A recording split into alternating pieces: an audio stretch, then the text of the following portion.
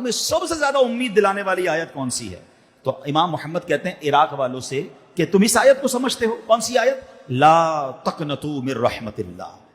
ترجمہ کیا ہے؟ اللہ کی رحمت سے مایوس نہ ہو. نو ڈاؤٹ یہ بڑی امید دلاتی ہے، کمال کی آیت ہے. کسی بھی مشکل میں ہو دل کو دلاسا کیا ملتا ہے؟ لا تقنطوا من رحمت اللہ، اللہ کی رحمت سے مایوس نہ ہونا.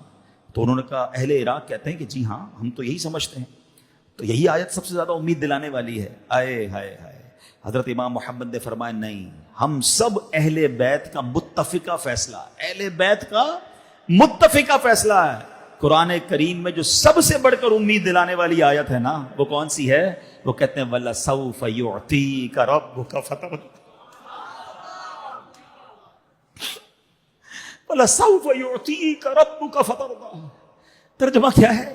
اور بے شک قریب ہے کہ تمہارا رب تمہیں اتنا دے گا کہ